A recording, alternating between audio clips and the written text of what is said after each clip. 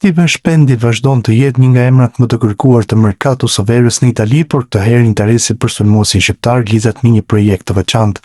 Sipas raportimeve të mediave italiane, Avellino po punon për të ripashkuar në të njëjtën skuadër vëllezërit Binjak Shpendi, duke synuar transferimin e Stevenit nga Empoli dhe Kristianit nga Cesena. Klubi Avellino së shesi një mundësi interesante krijimin e një ndysheje sulmuese me 2 futbollistët shqiptar, të cilët konsiderohen ndër talentet më premtues të brezit të tyre. Megjithatë, realizimi i këtij operacioni nuk pritet të jetë as pak i lehtë. Sipas mediave italiane, pengesa kryesore mbetet aspekti ekonomik, si Steveni ashtu dhe Kristiani kanë vlerë të rëndësishme në treg dhe një transferimi të fishtu të kërkonte një investim të konsiderueshëm nga Avellino. Pikërisht për të arsye, nëse negociatat nuk ecin sipas planit, klubi mund të detyrohet të përqendrojë përpjekjet vetëm te njëri prej 2 sulmuesve. Përsa i përket Steven Shpendit, të ardhmja e tij mbetet një nga çështjet më të rëndësishme të merkatos së Empolit. Sulmuesi shqiptar, autori 15 goleve sezonin e kaluar në Serie B, konsiderohet një nga asetet më të vlefshme të klubit, si nga ana sportive, ashtu edhe financiare. Interesimi për 22 vjeçarin nuk është i ri. Javët e fundit emri i tij është lidhur edhe me Padovën, Palermo dhe Frozinonen, ndërsa tani dhe Avellino është futur në garë me synimin për të afruar në një skuadër ku do të luante krah për krah me vëllain e tij Binjak. Nga ana e Empolit nuk ka ende sinjale për një negociat konkrete me Avellinon, por drejtuesit e klubit janë të vetëdijshëm se Shpendi është një nga futbollistët më të kërkuar në këtë merkato. Në rast të një oferte të rëndësishme, largimi i tij mund të jetë një nga operacionet më të mëdha të verës dhe një burim i rëndësishëm të ardhurash për ndërtimin e skuadrës së re.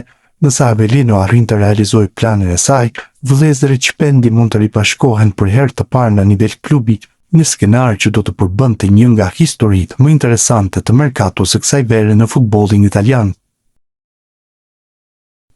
Kthese papritur për të ardhmen e Arion Ibrahimović, sulmuesit shqiptar i cili është në kontratë me Bayern Munich. Futbollisti 20 vjeçar që po monitorohet nga FSHF prej vitesh, duket se do të zgjasë qëndrimin e tij te kampionat bavarez dhe ka marrë garanci nga vet Vincent Kompany. Ibrahimović ishte dhënë huazim te Heidenheim në sezonin e fundit, duke luajtur rregullisht me këtë klub dhe marrë vlerësime pozitive. Kjo ka shtyrë Bayernin që të rishikojë situatën e ansorit të sulmit dhe në vend që të vendosë për shikin e tij, do ta mbajë dhe do t'i ofrojë rinovimin. Mësohet se tani atij do t'i ofrohet rinovimi i kontratës deri në vitin 2028 me firmën që do të vijë në javën e ardhshme, pasi Vincent Kompany jeton në radhët e ekipit si një alternativë më shumë në repartin ofensiv, duke i garantuar më shumë minuta. Edhe pse Ibrahimović kishte marrë oferta nga Gjermania dhe klube të tjera europiane, ai ka pranuar propozimin e klubit dhe tashmë pritet vetëm zyrtarizimi i firmës. Christian Aslani do të shitet në këtë merkato vere nga Interi. Menaxheri i njohur italian Federico Pastorello u shfaq dje në selinë e klubit pasi duhet të dërgojë oferta për Aslanin. Në Itali do të jetë vështirë që të kënaqen kërkesat financiare të Interit, ndaj dhe zhvillimet e reja mund të vinë nga jashtë vendit. Arabia Saudite është një destinacion i preferuar nga klubet për raste të tilla. Kujtojmë se në edicionin e kaluar Aslani u huazua fillimisht të Torino dhe më pas të Beşiktaşi. Pavarësisht se paraqitja me klubin turk u konsiderua pozitive, Beşiktaşi nuk ishte i gatshëm të paguante 11 milionë euro për kartonin. Ylber Ramadani është vërtet një hap larg largimit nga Lecce. Sipas Sky Sport, mesfushori kombëtares shqiptare ka zgjedhur Çorum FK, një klub që luan në Superligën turke. Pas 3 vitesh në Itali, futbollisti kuqezi është për një aventurë të re. Largimi i Ramadanit me siguri do të rëndojë rënd mbi klubin e Salentos, i cili do të duhet të riplanifikojë tregun e transferimeve, duke marrë në konsiderat një përforcim në mesfush. Ramadani është integruar shumë mirë te Lecce dhe ka demonstruar vazhdimisht gatishmërinë e tij për të sakrifikuar veten për të ndihmuar ekipin. Megjithatë, lojtari ishte i jetur për një përvojë tjetër në një ligë tjetër, ndoshta edhe për një rol më udhëheqës. Në Serie A i luftoi për mbijetesën dhe shpresa është që në Turqi të arrijë më shumë. Presidenti i Trabzonsporit Ertugrul Logan ka folur për të ardhmen e Ernest Muçit, duke lënë të kuptohet se mesfushori ofensiv shqiptar mbetet pjesë e planeve të klubit për sezonin e ri. Në një intervistë për mediat turke, kreu i klubit theksoi se Trabzonspori nuk ka ndërmend të shpërbëjë për famën e skuadrës, pavarësisht interesimit që mund të ketë për disa futbollistë. Sipas tij, çdo vendim në merkato po merret në bashkëpunim me trajnerin, ndërsa objektivi i klubit mbetet ndërtimi i një skuadre konkurruese për vende të para. duke u ndalur Temuçi Dogani cilësoi 24 vjeçarin si një nga lojtarët më të rëndësishëm të ekipit, duke nënvizuar kontributin e tij në rezultatet e skuadrës. Të gjitha vendimet po i marrim së bashku me trajnerin, nuk kemi në plan të shpërbëjmë bërthamën e skuadrës. Muçi është një lojtar shumë i rëndësishëm për ne, ai na ka fituar shumë ndeshje, nuk kemi bërë asnjë plan për të larguar 3 apo 4 futbollistë, mund të ketë 2 ndoshta 3 largime, por nuk duam të prishim grupin bazë. Ne jemi të detyruar të luftojmë për kreun e renditjes dhe objektivi ynë është të garojmë për titullin, deklaroi presidenti i Trabzonsporit. Deklarata Doganit vjen në një periudhë kur emri i Muçit është përmendur në lidhje me interesimin e disa klubeve gjatë merkatos së verës, ku mes tyre lakohet edhe emri i Napolit.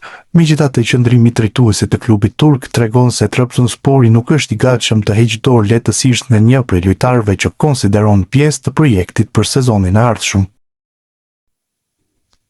Mbyllet zyrtarisht aventura El Said Hysait te Lazio më 30 qershor skadoi kontrata e mbrojtësit shqiptar i cili largohet nga klubi kryeqytetas pas 4 sezonesh dhe 131 paraqitjesh me fanellën bardhë kaltër. Lazio vendosi të mos i ofrojë rinovimin 31 vjeçarit në kuadër të strategjisë së klubit për të rinovuar skuadrën dhe për të ulur ndjeshëm fondin e pagave. Së bashku me Hysajn nga ekipi u larguan dhe Pedro dhe Toma Bazic, kontratat e të cilëve gjithashtu përfunduan më 30 qershor. Sipas mediave italiane, largimi i 3 futbollistëve i kursen Lazio-s rreth 9 milionë euro bruto në sezon vetëm nga pagat. Klubi synon të vazhdojë të reduktojë kostot edhe përmes shitjeve të mundshme të Alessio Romagnolit, Ivan Provedel dhe Mario Hila, ndërsa fondet e kursyera pritet të investohen në afrimin e lojtarëve më të rinj, ndryshe nga Pedro i cili po shqyrton pensionimin ose një rikthim te Tenerife, dhe Bazic që ka arritur marrëveshje me Venecian, e ardhmja e Hysajt mbetet ende pa qartë. Mbrojtësi shqiptar është tashmë lojtar i lirë dhe pret ofertën e duhur për të vazhduar karrierën.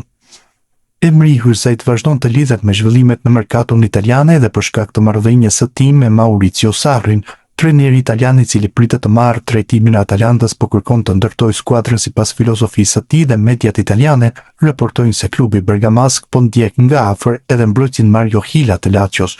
Edhe pse deri tani nuk ka sinjale konkrete për një ribashkim me Hysajn, fakti që shqiptari është pa kontratë mban të hapur mundësinë e çdo destinacioni gjatë javëve të ardhshme dhe Atalanta është një nga opsionet për mbrojtësin shkodran. Pas një eksperiencë 4 vjeçare në kryeqytetin italian, Hysaj hap një kapitull të ri në karrierën e tij, ndërsa pritet të vendosë shpejti se ku do ta vazhdojë aventurën e radhës.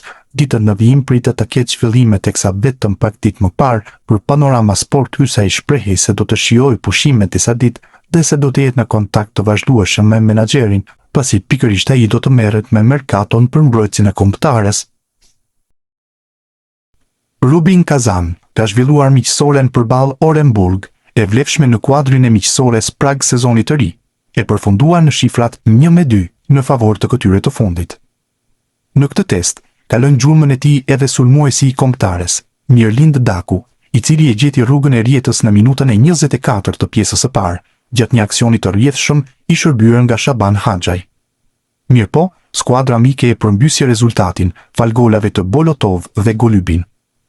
Një nisje shumë e mirë për 28 vjeçarin, i cili në këtë sezon të ri do të bëjë çmos të fitojë edhe besimin e trajnerit Rolando Maran për ndeshjet e ardhshme të Shqipërisë në muajin shtator. AEK është shumë pranë arritjes së marrëveshjes për rinovimin e kontratës me mbrojtësin e majt Stavro Pilo. Sipas raportimeve të mediave greke, bisedimet mes klubit dhe futbollistit të kombëtares kanë hyrë në fazën përfundimtare, ndërsa palët kanë gjetur gjuhën e përbashkët për vazhdimin e bashkëpunimit.